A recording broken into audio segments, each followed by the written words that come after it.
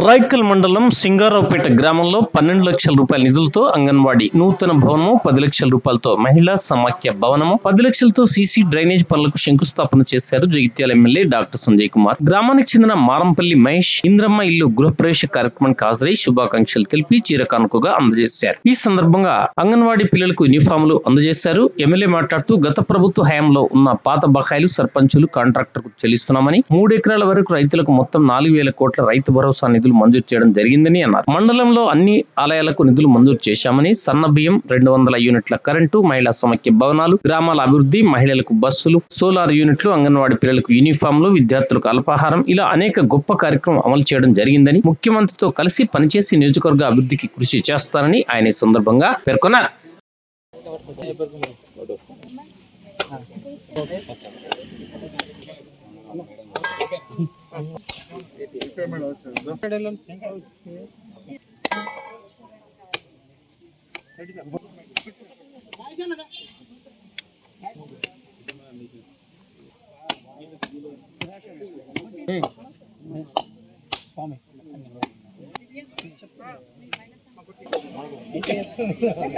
Ready sir.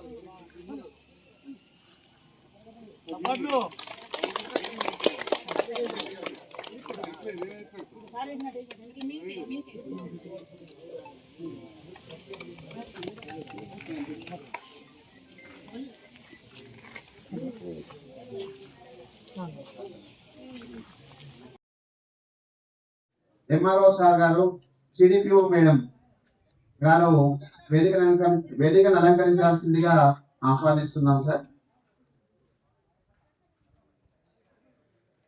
గ్రామానికి సంబంధించిన గ్రామ సంఘము వివో ఇక్కడ వెలుగు లక్ష్మణ స్వామి భూమి పూజ సంబంధించి 10 లక్షల సార్ గారి ద్వారా 10 లక్షల భవనం శంకుస్థాపన భూమి పూజ చేసుకోవడం జరిగింది. మహిళా సంఘ సభ్యులందరి తరఫున గౌరవ ఎమ్మెల్యే సార్ అదే విధంగా అంగన్వాడీ కేంద్రం సంబంధించి కూడా భూమి సంబంధించి కూడా ఈ ఇట్టి కార్యక్రమాన్ని ఉద్దేశించి గౌరవ సర్పంచ్ గారిని గౌరవనీయులు పెద్దలు పూజ్యులు మన జగిత్యాల శాసనసభ సభ్యులు ఈ సంజయ్ కుమార్ గారు మేము గెలవడం జరిగింది. ఇక్కడ బతుకం జయ గారు, కృష్ణమూర్తి గారు, మన వేదిక అలంకరించిన వివిధ హోదాలో ఉన్నటువంటి ఉద్యోగులు,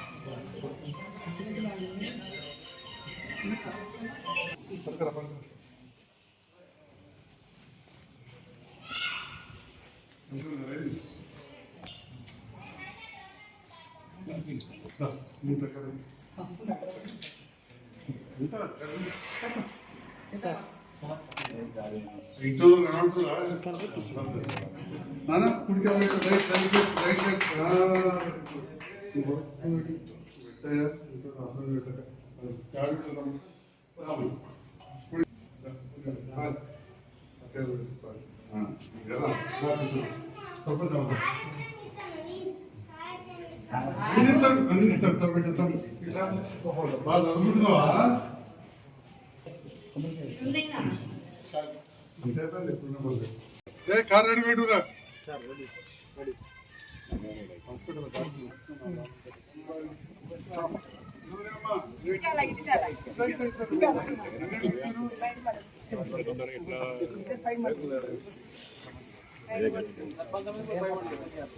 వారి కృతజ్ఞత జరుగుతూ పెద్దలు గౌరవనీయులు మన ఎమ్మెల్యే గారు మరి కష్టపడి మరి మన అన్ని గ్రామాల్లో మండల స్థాయిలో మరి మనకు చాలా కార్యక్రమాలు మరి అందులో భాగంగా మరి ఈరోజు బిఓ బిల్డింగ్స్ కూడా మరి చాలా వరకు మండలంలో మనం చేసుకోవడం జరిగింది.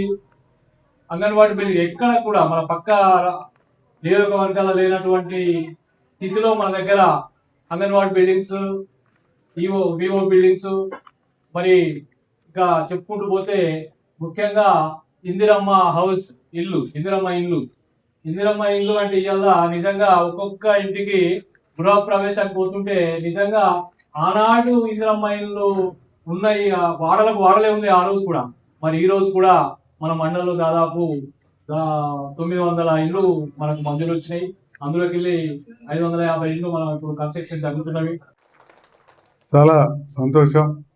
ఈరోజు సింగారావుపేట గ్రామంలో 35 లక్షలతోటి 3 అభివృద్ధి పనులకు భూమి పూజ చేయించడం అనేది చాలా సంతోషంగా ఉంది. నా సర్పంచ్ గారికి, వారి సభ్యులకు ప్రత్యేకంగా నేను హృదయపూర్వక ధన్యవాదాలు కూడా తెలియజేస్తా ఉన్నా.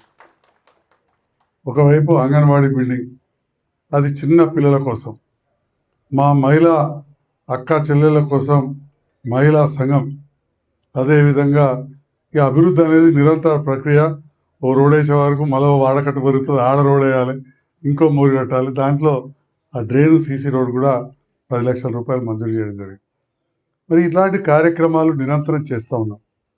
దీని వెనకాల ఇప్పుడున్న ప్రభుత్వం, గౌరవ ముఖ్యమంత్రి గారి నేతృత్వంలోని రేవంత్ రెడ్డి గారు ముఖ్యమంత్రిగా, మరి పాత ఇందిరమ్మ రాజ్యం ఆ పాలన ఇప్పుడు కొనసాగుతాం.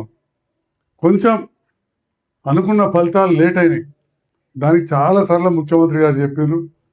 ఇక్కడున్న చాలామంది నాయకులకు తెలుసు, ఎన్నో ఊర్లకు సంబంధించిన పాత బిల్లులు, అది ఏ ఊరైనా కావచ్చు, అల్లీపూర్ కావచ్చు, సింగారాపేట కావచ్చు, కృష్ణంపేట కావచ్చు, చాలామంది అప్పుడున్న నాయకులు చేసిన బిల్లులు నేను మళ్ళీ బీఆర్ఎస్ నుంచి గెలిచి కాంగ్రెస్ ప్రభుత్వంతో పనిచేసుకుంటా, ముఖ్యమంత్రితో కలిసి పనిచేసి కోట్ల రూపాయల బిల్లులు పిలిపించిన.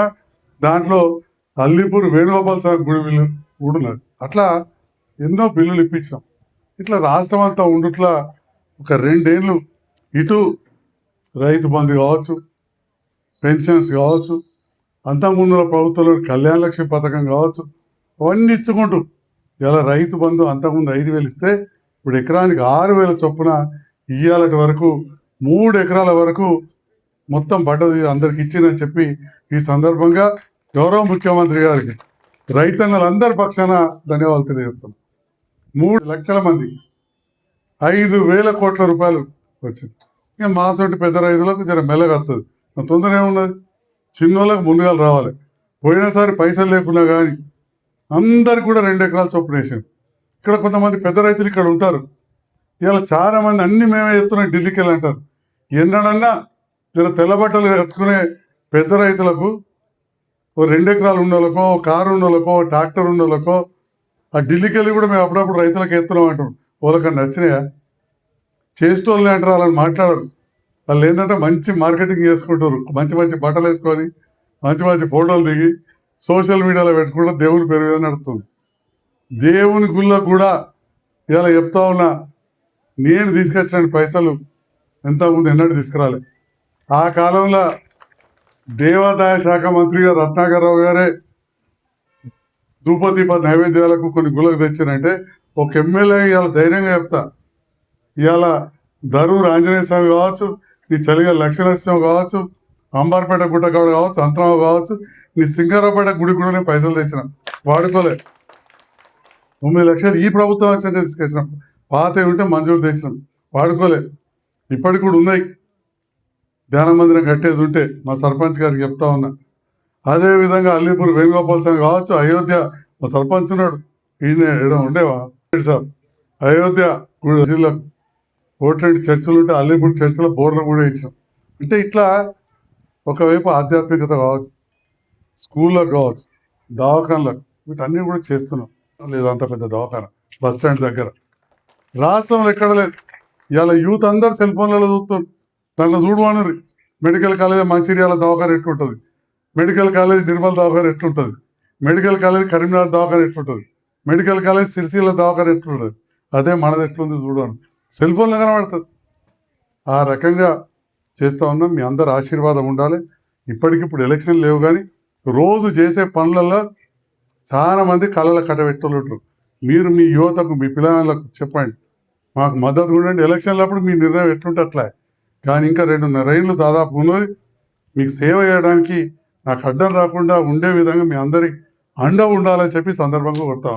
అందరికీ ధన్యవాదాలు.